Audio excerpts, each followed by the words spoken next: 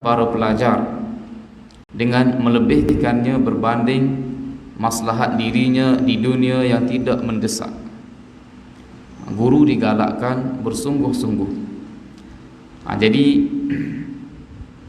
ini satu perkara yang sangat penting dan sangat-sangat mendesak untuk melahirkan generasi pelajar-pelajar yang mahir dalam bidang agama.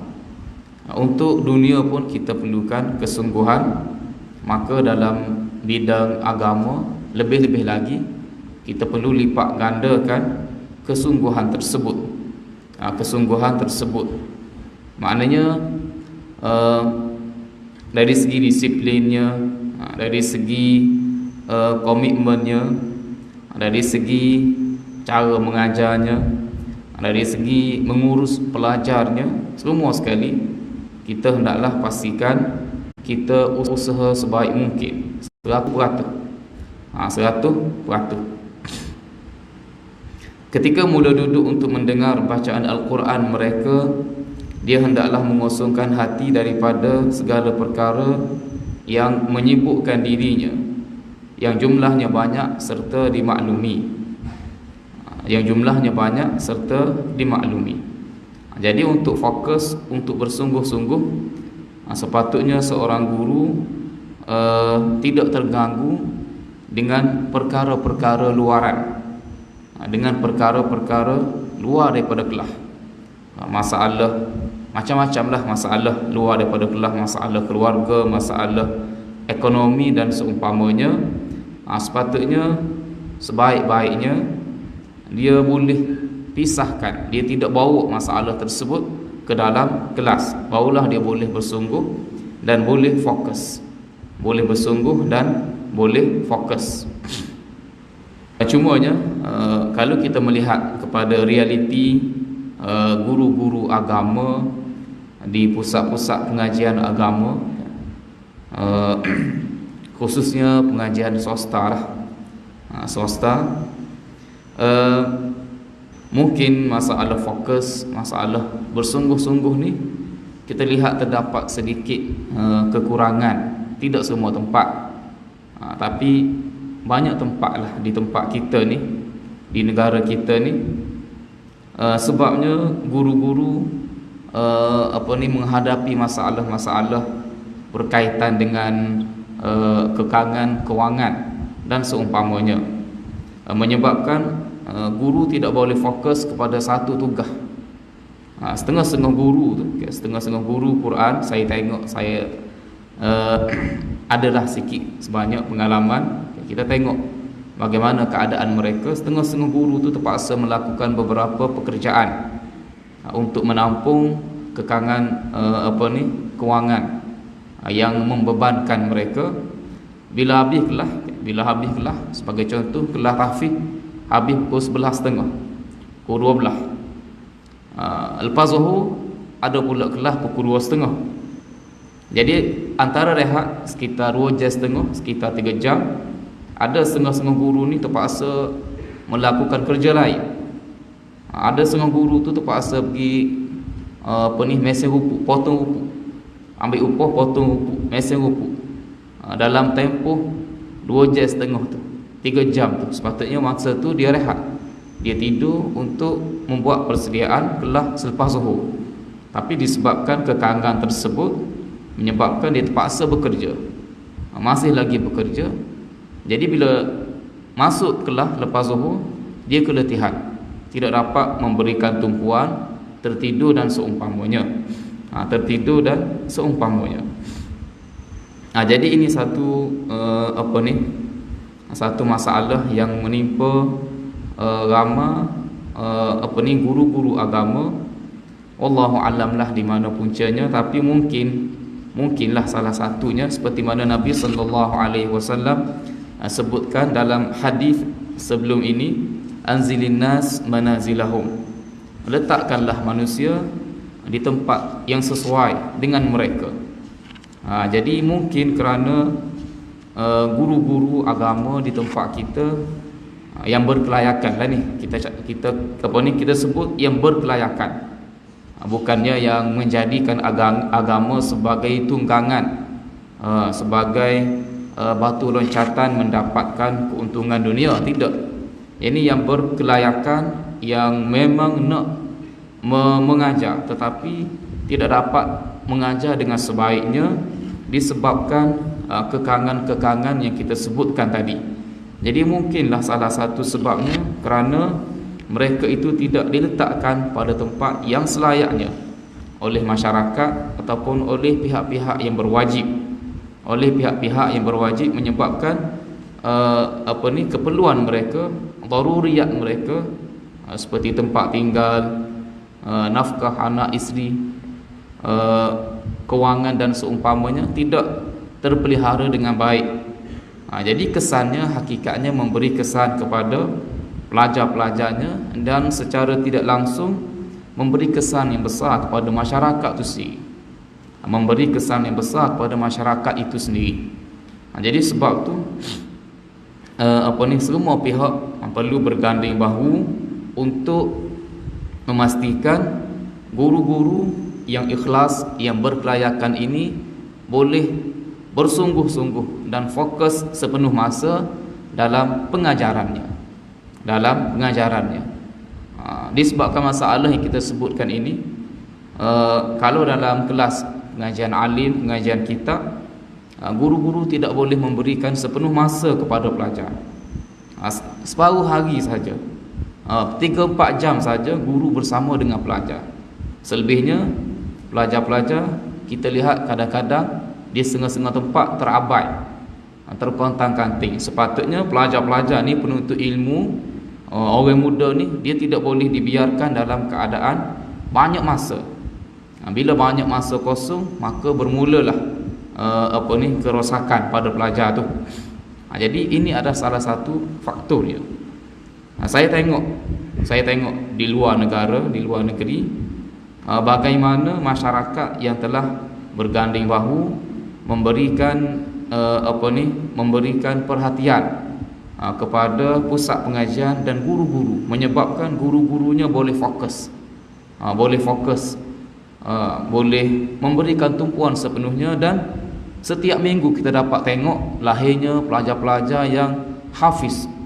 Setiap minggu, boleh kata 2 minggu sekali ada, ataupun paling kurang pun setiap bulan ada melahirkan pelajar-pelajar hafiz yang berkualiti, yang lulus dengan syahadah. Jadi ini pengalaman saya di luar negara lah, di Afrika Selatan, mungkin Ganji tempat ni namanya. Tapi di sana kita tengok masyarakat berganding bahu memberikan sumbangan. Bukan nak kempen minta rumah, minta sumbangan, tidak, memberikan bantuan, menyokong. Sebab di South Africa ni negara Kristian, dia tidak dapat bantuan daripada kerajaan. Mana-mana pusat pengajian agama Islam tak dapat bantuan daripada kerajaan. Jadi mereka sepenuhnya berdikari. Orang-orang Islam sepenuhnya berdikari. Jadi dengan kesungguhan yang ditunjukkan oleh segenap lapisan masyarakat, mereka mengambil mengambil peluang untuk membantu alal birri wat taqwa, menyebabkan sekolah tu guru-guru tu tidak perlu melakukan kerja-kerja yang lain, sepenuhnya mengajar. Di sebuah sekolah yang besar ada tempat tinggal guru, ada makanan untuk guru, dan semua sekali lengkap prasarana. Ya, tidaklah mewah tapi cukup. Guru-guru ni tidak perlukan kepada kemewahan, sekadar untuk kecukupan, sekadar untuk mereka dapat fokus, dapat bersungguh-sungguh dalam pengajaran. Kesannya akan lahir pelajar-pelajar yang berkualiti, yang kembali memberikan manfaat, baktinya kepada masyarakat. Jadi usaha untuk menegakkan agama boleh jadi terbantu kerana perhatian masyarakat kepada agama itu lemah, kurang. Boleh jadi mungkin kerana segenap lapisan masyarakat ataupun kebanyakan daripada mereka kurang membaca Al-Quran, kurang membaca Al-Quran, kurang memahami Al-Quran, sehingga mereka tidak dapat menunaikan hak-hak ahli Al-Quran ini dengan sepenuhnya, dengan sebaiknya. Seperti mana kita baca di permulaan kitab ini, alladzina yatluna kitaballah wa aqamus salah wa anfaqu mimma razaqnahum. Kita sebut dah sebelum ni, orang-orang yang membaca Al-Quran dengan baik, dengan memahaminya, mereka ada dua kelebihan yang besar. Satu, dapat menunaikan hak-hak Allah ke atas dirinya. Yang kedua, dapat menunaikan hak-hak manusia, memberikan infak kepada orang lain. Itu kesannya. Jadi mungkin kerana ramai daripada lapisan masyarakat kita ni kurang memberikan perhatian kepada Al-Quran, kesannya pusat-pusat pengajian Al-Quran yang yang dinaungi oleh mereka-mereka yang berkelayakan, yang ingin berbakti kepada masyarakat, tidak dapat berfungsi dengan sebaiknya. Tidak dapat berfungsi dengan sebaiknya. Kalau dapat berfungsi pun hanya mungkin 10, 40%, 50%. Tidak 100%. Tidak 100%. Jadi tempat yang saya sebutkan tadi di South Africa tu, kesannya apa? Yang sangat ketara saya orang Malaysia, tapi dapat belajar di sana secara percuma. Saya dapat belajar dengan percuma. Saya yang bukan warga negara South Africa pun dapat belajar dengan percuma. Guru-guru dia lebih-lebih lagi, ada tempat tinggal, ada kecukupan, sehingga ada salah seorang guru saya yang bernama Maulana Abdullah Devla. Dia ni sepenuh masa untuk pelajar. Pagi dia sana dia ada 2 kali kelas. Satu pagi selepas pukul 8 sehingga pukul 12, dan satu lagi selepas zuhur sampai asar. Jadi malam tu tak ada kelas. Sebelum subuh tak ada kelas lah. Antara sebelum zuhur dengan selepas zuhur tak ada kelas. Tapi guru ni, Maulana Abdullah Devla ni, dia sepenuh masa berada di masjid. Tugasnya apa? Selain tugas ni, tugas sukarela. Dia buat secara sukarela. Dia duduk di masjid, dia galakkan pelajar-pelajarnya menghafal kitab-kitab hadis-hadis, Sahih Bukhari, Sahih Muslim, Riyadhus Salihin, Arba'in An-Nawawiyah. Jadi disebabkan dia dapat bagi masa sepenuh masa kepada pelajar, ramai di kalangan pelajar yang bersungguh-sungguh pergi hafal hadis-hadis ni. Sebab hadis-hadis ni tidak wajib, tidak diwajibkan untuk dihafal. Tapi disebabkan ada guru yang meluangkan masa, memberikan semangat pada para pelajar untuk menghafal hadis-hadis ini, dan tamat. Ramai di kalangan pelajar-pelajar dapat hafal. Hadis 40 tu biasa sangat. Riyadhus Salihin pun biasa juga. Sahih Bukhari tu ramai yang hafal. Termasuklah rakan-rakan kita, orang Melayu apa semua ni, ramai yang hafal Sahih Muslim dan seumpamanya. Yang ni dapat buat ni kerana ada guru yang memberikan luar daripada masa kelasnya untuk mendengar hafalan pelajar. Maknanya ini bukti, ini contoh kesungguhan dan fokus yang diberikan oleh oleh guru, bila mana mereka tidak terganggu dengan perkara-perkara luaran. Jadi ini menuntut kita kata usaha daripada segenap lapisan masyarakat. Segenap lapisan masyarakat. Jadi usaha ni macam-macam boleh. Ada setengah-setengah tu. Ada kalau dari segi makanan, ada hari tertentu kita tengok tokai roti, dia pergi hantar roti. Tokai kambing, dia hantar kambing. Mana dia memberikan sokongan bantuan dengan kapasiti yang dia ada. Walaupun tidak kaya, walaupun tidak tidak jutawan, tapi setiap ataupun kebanyakan daripada mereka memberikan berganding bahu untuk membina, melahirkan generasi-generasi Al-Quran ini. Jadi dengan sebab tu maka lahirlah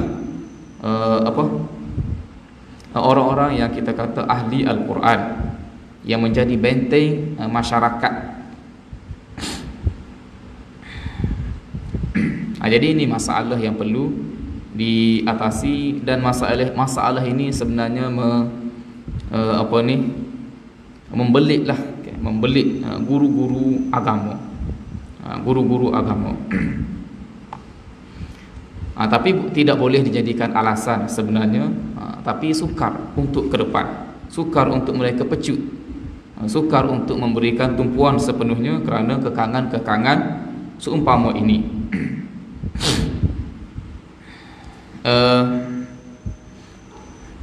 Lepas tu dia kata lagi, dia juga mestilah berusaha untuk memberi kefahaman kepada mereka dan memberikan sesuatu yang sesuai bagi setiap orang. Maka dia tidak boleh mengajar sesuatu dengan kadar yang berlebihan kepada pelajar yang tidak mampu menerimanya, dan tidak boleh pula mengajarnya dengan kadar yang sedikit bagi pelajar yang mampu menerima lebih daripada itu. Ini contohnya kita dapat tengok, kalau pelajar yang menghafal Al-Quran, kemampuan hafalan setiap pelajar itu berbeza-beza. Ada pelajar yang dia boleh setiap hari dia baca beberapa helai, beberapa muka surat, 3 muka surat, 4 muka surat, 5 muka surat, suku juzuk, boleh ingat, sempat ingat. Ada juga pelajar yang 1 muka surat saja sehari, ada juga setengah muka surat saja sehari. Jadi guru dia perlu menilai kemampuan pelajarnya, dan dia perlu melayan pelajar-pelajar tersebut sesuai dengan kemampuan masing-masing. Sebab tu ada pelajar-pelajar yang dapat menamatkan hafalannya setengah-setengah tu dalam tempoh 5 bulan, 6 bulan, 7 bulan. Ada juga dalam tempoh setahun, ada dalam tempoh 2 tahun, ada dalam tempoh 3 tahun. Biasa 3 tahun ni yang biasa. Ada juga lebih daripada tu. Ada juga lebih daripada tu. Di samping itu, guru perlu menyuruh mereka supaya mengulangi hafazan. Ini penting. Ini penting. Inilah kita kata perkara yang menentukan pelajar itu hafiz, al-hafiz, betul-betul ingat apa yang dihafalnya, ataupun dia sekadar pernah menghafal setiap muka surat, tapi dia tidak dapat mengingatinya dengan baik apa yang telah dihafalnya dahulu. Jadi apakah yang membezakannya? Ulangan. Dipanggil istilahnya dipanggil sabki manzil. Kalau hafalan baru dipanggil sabak.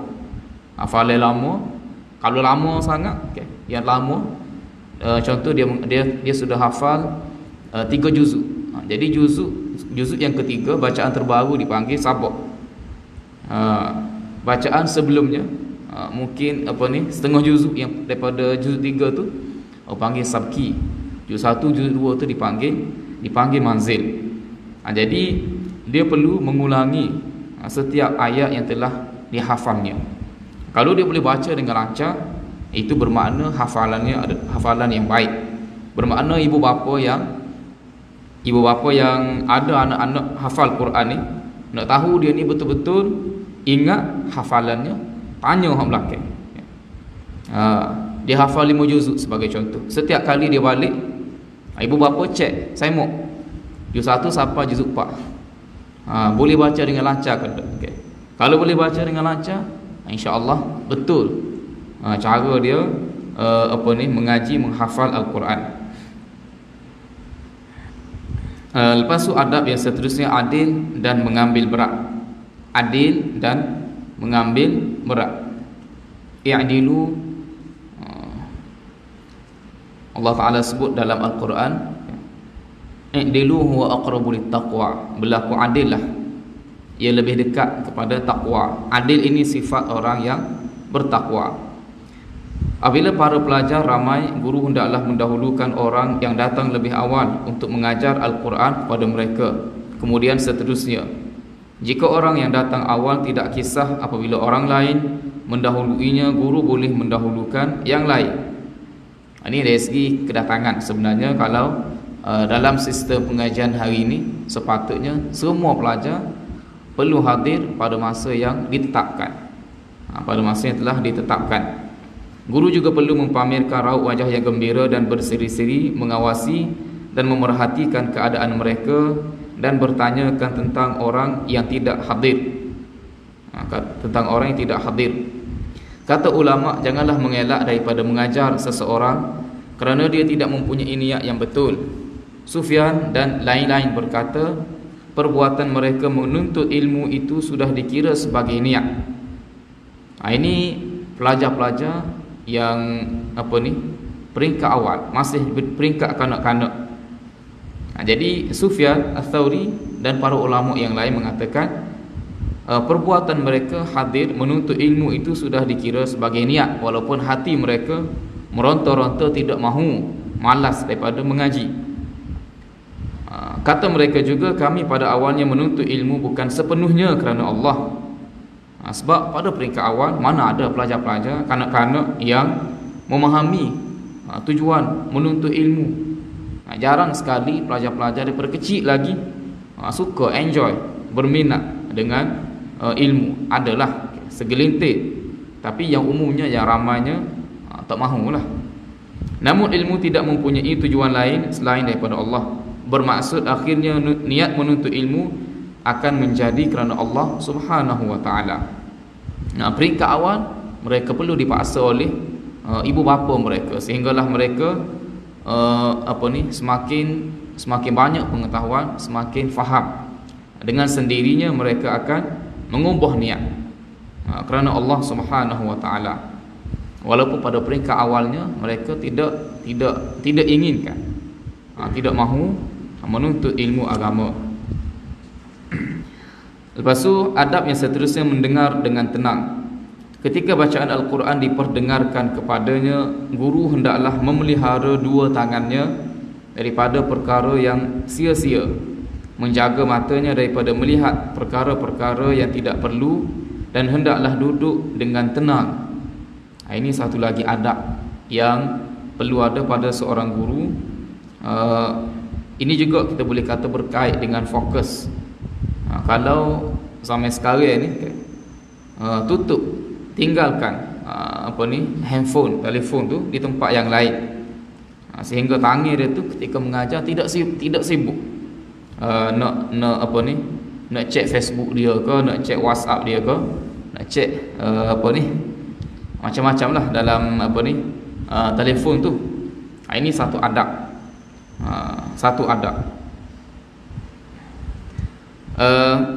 Menjaga matanya daripada melihat perkara-perkara yang tidak perlu, dan hendaklah duduk dengan tenang. Sebagai contoh, kalau dia mengajar dalam kelas tu ada pelajar perempuan sebagai contoh, jadi dia hendaklah mengawal pandangan dia. Tidak perlu difokuskan pada pelajar-pelajar tertentu, sebab ia boleh mendatangkan banyak perkara yang tidak diinginkan. Lepas tu adab yang seterusnya, tidak memperlekeh ilmu. Antara adab yang perlu ditekankan dan diambil perhatian ialah seseorang itu tidak boleh merendahkan nilai ilmu. Maka dia hendaklah pergi ke tempat yang mempunyai guru untuk mempelajari ilmu daripadanya, sekalipun orang yang belajar tersebut adalah khalifah atau sesiapa sahaja. Bukan bermakna ilmu-ilmu yang lain boleh diremehkan, boleh diperlekehkan. Cuma nak menyatakan ilmu yang menyelamatkan kita dunia dan akhirat, ilmu agama ini sepatutnya tidak dipandang lekeh, tidak dipandang dengan pandangan yang yang tidak sewajarnya. Jadi walaupun kita seorang yang berkedudukan tinggi, sepatutnya kita tidak mempedulikan kedudukan kita bila kita nak menuntut ilmu agama. menuntut ilmu agama. Di mana sahaja guru kita berada, kita kena pergi. Walaupun apa sahaja situasi tempat kita pergi untuk belajar itu, walaupun tempat tu tidak sama dengan tempat tinggal kita, okay. Tidak mewah seperti tempat tinggal kita, tapi kita perlu kita tetap perlu pergi dan duduk sesuai dengan keadaan tersebut. Bahkan dia perlu memelihara ilmu daripada sikap tidak baik ini sebagaimana golongan terdahulu. Sebagaimana golongan terdahulu memeliharanya, dan kisah-kisah mereka berkenaan hal ini sangat banyak lagi masyhur. Sangat banyak lagi masyhur. Ramai di kalangan ulama dulu, okay. Tidak berprinsip. Sangat tegas dengan prinsip.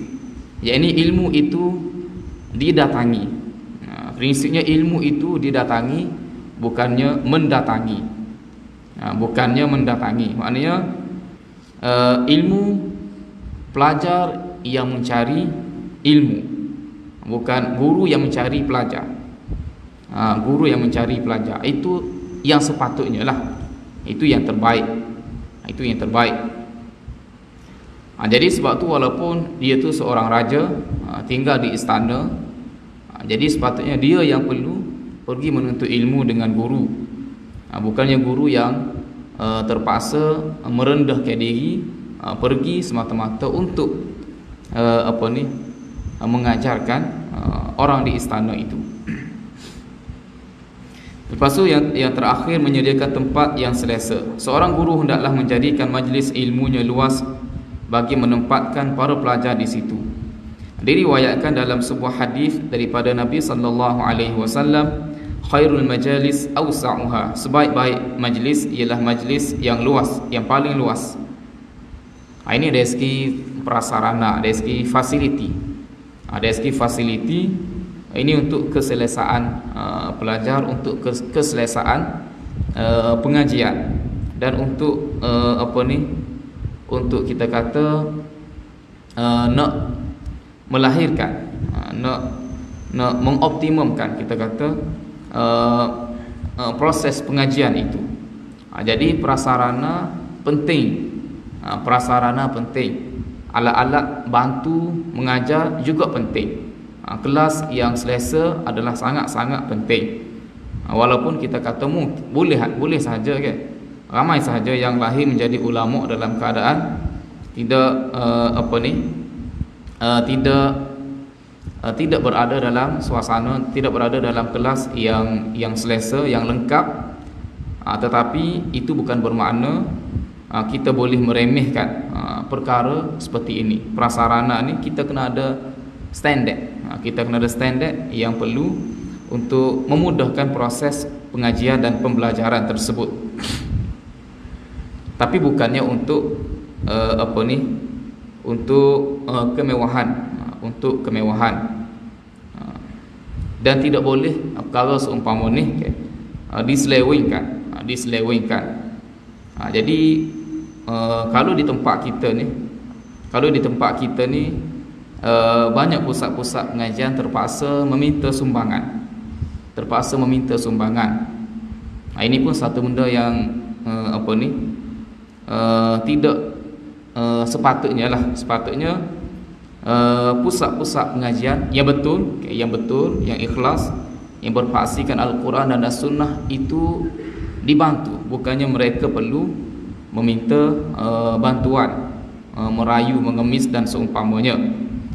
Jadi disebabkan kadang-kadang disebabkan nak baik pulih ataupun nak membuat prasarana yang lebih baik, jika tidak dikawal dengan baik, dia boleh menimbulkan banyak perkara yang tidak betul. Banyak perkara yang tidak betul. Habis. Lepas tu kita masuk adab-adab para pelajar. Adab-adab para pelajar. Jadi banyak adab-adab para guru yang kita telah yang Imam Nawawi rahimahullah telah sebutkan di sini. Semua yang kami sebutkan berkenaan adab-adab seorang guru turut merupakan adab-adab seorang pelajar pada masa yang sama. Jadi kesemua adab-adab seorang guru yang telah disebutkan sepatutnya menghiasi diri setiap pelajar. Dia kena ikhlas, dia kena tidak mengharapkan balasan segera, berakhlak baik, tidak iri hati, berlemah lembut, semua sekali yang telah disebutkan sebelum ini sepatutnya juga menjadi adab-adab para pelajar. Antara adabnya lagi ialah menghindari unsur-unsur yang membuatkannya sibuk daripada menghafal Al-Quran, melainkan yang diperlukan. Unsur-unsur yang membuatkannya sibuk daripada menghafal Al-Quran, melainkan yang diperlukan. Ini adab yang paling penting, iaitu supaya pelajar dapat fokus semasa menuntut. Dan ini juga perlu diketahui oleh ibu bapa yang mengharapkan anaknya menjadi seorang hafiz. Jadi banyaklah perkara yang mengganggu pelajar yang boleh membantukan pengajian menghafal Al-Quran. Sebab Al-Quran ini dia perlu diberikan tumpuan sepenuhnya. Jadi setengah-setengah pusat pengajian mungkin disebabkan masalah tadi juga, masalah kekangan kewangan mungkin juga, tapi kalau dengan alasan tersebut pun tak betul juga. Setengah-setengah pusat pengajian menjadi kebiasaan bagi mereka menerima jemputan-jemputan tahlil dan seumpamanya. Jemputan tahlil, jemputan untuk doa selamat, majlis doa selamat. Jadi pelajar-pelajar, penuntut-penuntut ilmu agama, itulah manzilah yang kedudukan yang difahami oleh setengah-setengah pihak. Setengah-setengah pihak itulah tempat penuntut ilmu agama, pelajar Al-Quran, fungsinya untuk baca doa, untuk tahlil, untuk kau seumpama itu. Jadi pelajar-pelajar yang tak tahu apa-apa ni, sukalah pergi ke majlis, dapat makan, dapat duit pula, suka. Dalam masa yang sama sebenarnya masanya untuk menghafal, untuk mengulangi Al-Quran telah terganggu, menyebabkan pengajiannya terbantu. Banyak program-program di luar daripada pengajiannya. Begitu juga setengah-setengah pusat pengajian guna pelajar-pelajar untuk memungut derma. Ada juga ini mungkin scammer lah, mungkin scammer. Wallahu a'lam, ada sungguh ke tidak pusat-pusat pengajian yang gunakan pelajar untuk pergi minta sumbangan, pergi tabung. Jadi kalau macam tu tak jadi, tak akan lahir pelajar-pelajar yang berjaya menghafal Al-Quran, Pelajar-pelajar yang nak menghafal Al-Quran, mempelajari ilmu agama, dia kena bagi masa sepenuhnya kepada Al-Quran, Tempat saya belajar dulu di South Africa, dia berasaskan tabligh. Guru-guru ramai, boleh kata keseluruhannya adalah pengikut tabligh, dakwah jemaah tabligh. Tapi walaupun mereka sangat menekankan untuk pelajar-pelajar keluar berdakwah, tapi dia ada disiplin. Pelajar-pelajar diharamkan keluar kecuali ketika cuti sahaja. Tak boleh keluar semasa tempoh belajar. Sangat ketat. Jadi sepenuh masa pelajar itu untuk mengaji. Dan banyak lagi, kalau di setengah-setengah tempat yang lain, telefon ni musuh nombor satu lah. Pelajar-pelajar hari ni, tidak dalam bidang agama sahaja, dalam bidang dunia sekalipun, inilah musuh nombor satu. Yang perlu sangat dihindari. Sebab tu kebanyakan tempat pengajian dia mengharamkan penggunaan smartphone ini semasa pelajar berada di asrama, semasa pelajar menuntut ilmu. Seorang pelajar hendaklah menyucikan hatinya daripada segala kotoran agar ia elok dan sesuai untuk menerima Al-Quran, menghafaz dan memahaminya.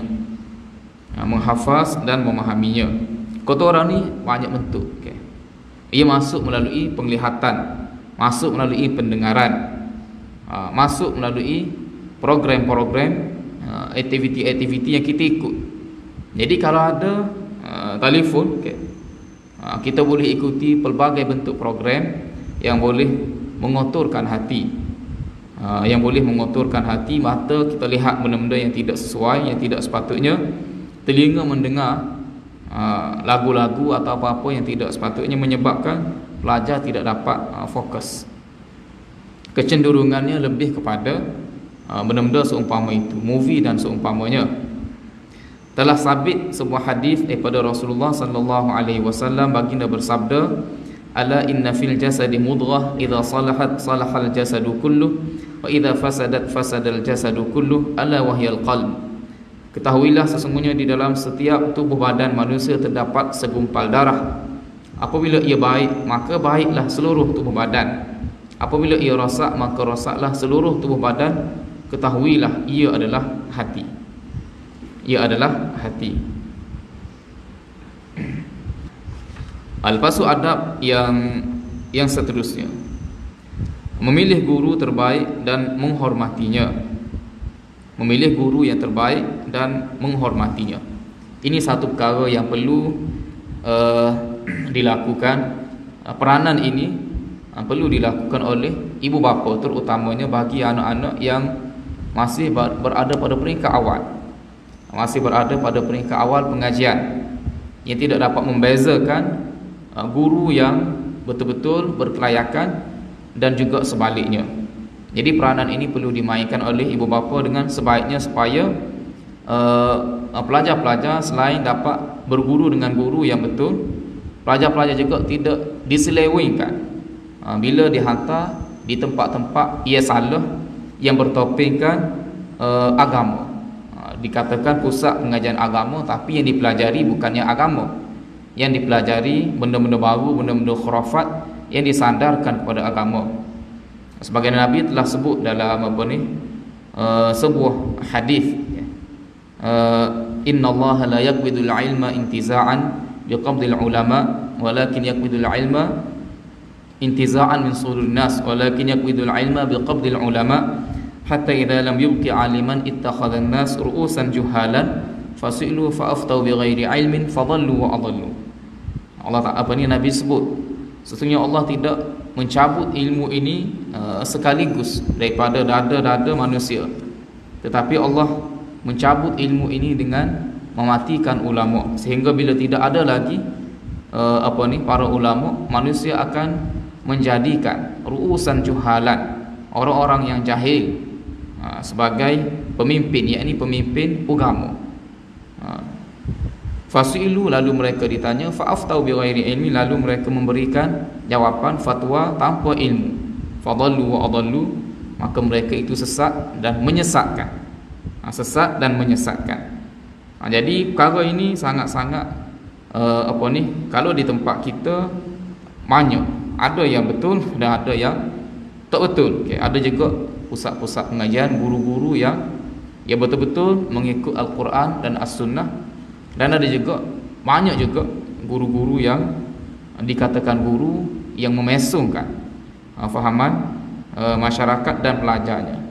Jadi pelajar-pelajar setengah-setengah, pelajar-pelajar tahfiz, bila kita hantar ke pusat-pusat pengajian, kita mengharapkan dia balik menghafal Al-Quran, ingat Al-Quran. Tetapi sebaliknya mereka balik ingat qasidah. Lebih banyak ingat qasidah daripada ingat Al-Quran. Ini dijadikan satu satu fenomena di banyak pusat-pusat pengajian. Dulu pelajar-pelajar Quran, dalam poket mereka ada Quran kecil. Sekarang ini dalam poket mereka ada kitab-kitab lain. Ada kitab-kitab lain yang sentiasa dilazimi. Jadi ini satu benda yang perlu diperhatikan oleh ibu bapa. Oleh ibu bapa. Muhammad bin Sirin, Malik bin Anas dan para salaf yang lain berkata, ilmu ini adalah agama. Maka lihatlah daripada siapa kamu mengambil agama kamu. Ini penting. Ini penting sebab skema agama ni daripada dulu lagi ada. Skema dunia ni mungkin akhir-akhir ni baru semakin banyak.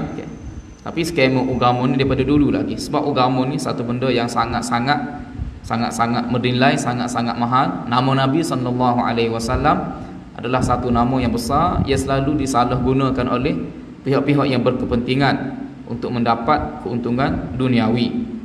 Jadi pastikan kita sebagai ibu bapa tidak melakukan kesalahan dengan mengorbankan agama anak-anak kita dengan dihantar kepada pusat-pusat pengajian yang salah. Sebagai contoh tadilah, pelajar-pelajar agama sibuk dengan tahlil, dengan tunggu kubur dan seumpamanya. Itu satu bentuk kezaliman terhadap pelajar-pelajar, menggadaikan masa depan dia, menggadaikan masa depannya, tidak sepenuhnya digunakan masa untuk menuntut ilmu, bahkan digunakan untuk perkara yang karut. Dia juga hendaklah melihat gurunya dengan pandangan hormat, yakin dengan kesempurnaan kelayakannya dan keunggulannya berbanding tingkatan martabat dirinya. Hal ini kerana guru itulah yang paling hampir dengannya untuk dia manfaatkan. Ada kalangan orang terdahulu apabila ingin berjumpa gurunya, beliau akan bersedekah dan berkata, Allahumma astur aiba muallimi anni wa la tudhib barakata ilmihi minni. Ya Allah, tutuplah aib guruku daripadaku dan janganlah kau hilangkan keberkatan ilmunya daripadaku. Itulah adab yang kedua, iaitu memilih guru yang terbaik dan menghormatinya. Pilih guru ni, pilihan untuk agama, pilihan untuk kebaikan agama kita. Ini sangat penting, dan kemahiran untuk memilih guru ni sepatutnya perlu ada pada setiap lapisan masyarakat untuk mengelakkan mereka terjerumus ke dalam perkara-perkara yang menyimpang daripada ajaran agama. Jika tidak ada kemahiran ini, maka guru orang awam mudah terpesong dan seumpamanya. Jadi tidak pilih dengan hanya melihat perwatakan luaran. Bahkan kita buat pilihan berdasarkan apa yang keluar daripada guru tersebut, daripada lisan mulut guru tersebut. Itulah yang kita buat penilaian, bukan berdasarkan apa yang dipakai, berdasarkan apa yang keluar daripada lisannya, bukan daripada apa yang dia pakai. Dia bertongkat, dia berjubah, dia berserban, dia pakaikan tasbih di leher dia, di tangan dia. Itu bukan tanda dia ni seorang guru yang berkelayakan. Itulah beberapa perkara yang kita sempat bincang pada pagi ini. Mudah-mudahan memberikan manfaat kepada kita semua. Aqulu qawli hadza wa astaghfirullahal azim li wa lakum. Assalamualaikum warahmatullahi wabarakatuh.